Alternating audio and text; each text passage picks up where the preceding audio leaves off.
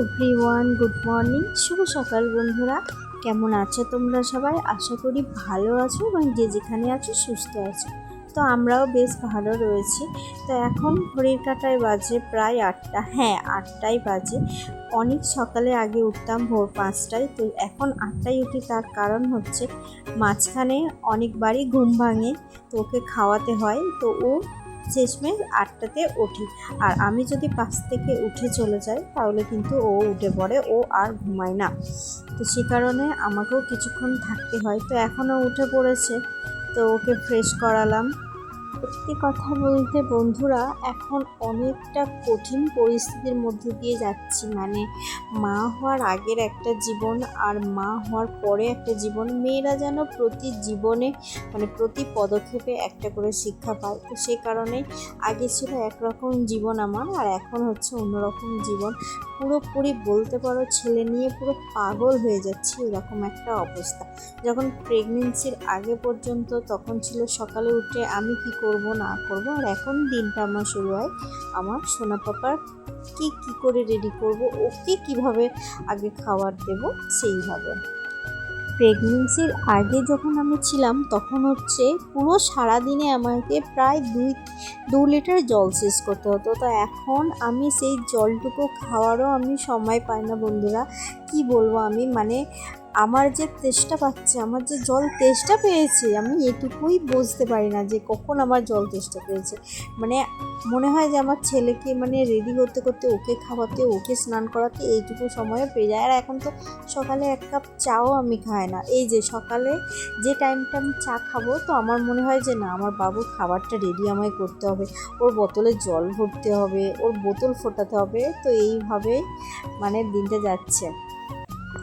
তো এই দেখো, এখন হচ্ছে আমি বাবুকে খাওয়াবো, কিন্তু আমি কখন খাবো তার ঠিক নেই। সকালের খাবার খাই আমি প্রায় 12টা বেজে যায়, আর দুপুরের খাবার তো আমার 4টে বেজে যায়। মানে এরকমভাবে এখন যাচ্ছে।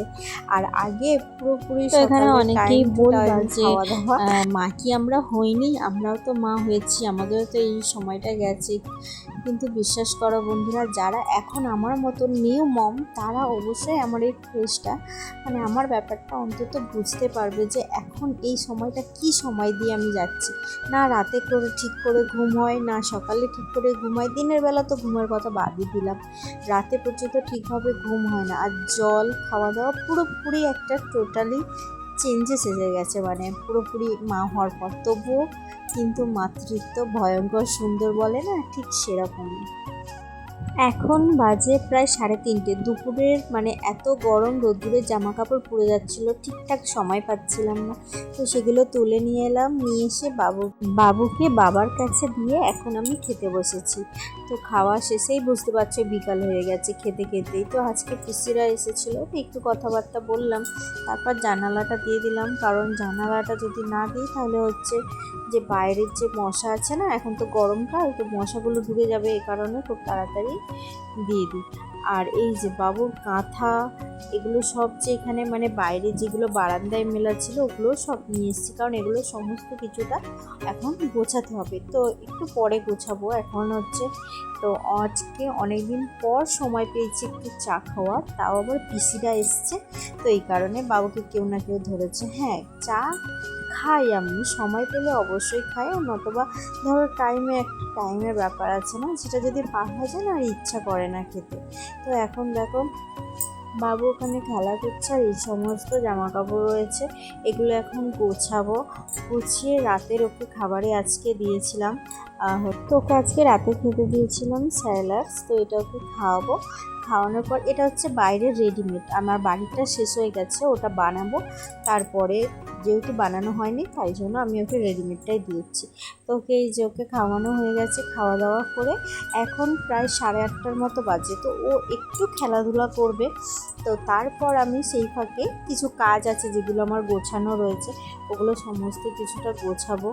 আর জানো তো, তবুও কিন্তু আমার বাচ্চা মানে আমার বাবু পরিবারের সকলকেই পাই, ঠাম্মা, দাদু, বড় বাবা বড় মা মানে আমার দিদি শাশুড়ি দাদা শ্বশুর আমার ভাসুর এদের সবাইকে না ও পায় কাছে, যাতে যে কারণে ও খেলাধুলাটা মানে ওদের কাছে যদি রাখি তো ঠিকঠাকই থাকে। কিন্তু তাও আমি হলাম মা, আমার কাছে মানে ও সব কিছু বলতে পারো। তো ওকে শুধু খাইয়ে 2 মিনিটের জন্য যদি কোথাও ওকে দিয়ে আসি তো সেটা হয়, অনেকে বলে যে খাইয়ে দাইয়ে আমার কাছে দিয়ে যাবা, বাকি কাজ তুমি সেরে নিবা। এটা কখনোই সম্ভব হয় না যে আমি আমার বাচ্চাকে একজনের কাছে দিয়ে আর আমি আমার বাকি কাজগুলো সারবো। কারণ তাদের কাছে বাবু কতক্ষণ থাকবে বলো, মাত্র হয়তো কিছুক্ষণ 10 মিনিট 15 মিনিট, এরপরেই তো আমার কাছে আসবে। আর 10-15 মিনিটে আমি আমার কি কাজ সারবো বলতে পারো? একটা কাজের তো একটা আর তাড়াহুড়ো কি কোনো কাজ হয়? আর এদিকে হচ্ছে বাবু না স্যালাক্সটা শেষ হয়ে গিয়েছিল, তো সে কারণে আবার একটা স্যালাক্স ঢাললাম। ওটা আমি ওকে কিন্তু কমই খাওয়াই, হ্যাঁ, মানে হচ্ছে খুব এমার্জেন্সিতে তবেই আমি ওকে খাওয়াই। আর এই যে খেলাধুলা কিছুক্ষণ করলো, তারপরে হচ্ছে এই যে রেডি করে দিয়েছি রাতে যেটা পরে ও ঘুমাবে। তারপরে ওষুধ নিয়েছি আর এই যে ডিং লাইটের লাইটটা নিয়েছি, কারণ রাত্রিবেলা না বাবু একদমই মানে যখন ওর খিদে পায় তো হচ্ছে একটুও ওয়েট করে না, খুবই কান্না করে। তো সে কারণে আমি যে লাইট জেলে দুধ করবো সেরকমটা না, এটা দিয়েই আমি ওকে খাবার বানিয়ে খাইয়ে দিই। আর এখন ও গেছে জ্যাঠার কোলে একটু খেলাধুলা করবে, ওই চোখে জামা পরিয়ে দিয়েছি। আর এই ওপরের গেঞ্জিটা না আমি ছাড়িয়ে দেবো, দিয়ে ফুল হাতে একটা জামা পরাবো, যেহেতু এখন খাবে। তো খেতে খেতে পিঠটা না পুরো ঘেমে ভিজে যায়, যে কারণে হচ্ছে আমি জামাটা পরেই খুলি, মানে যখন খাওয়াই তখনই খুলি। আর এই যে আমার সোনা পাপাটা খাওয়া দাওয়া করেছে, তার টেডি নিয়েছে আর এখন ঘুম দিয়েছে। তো আজকের মতো টাটা।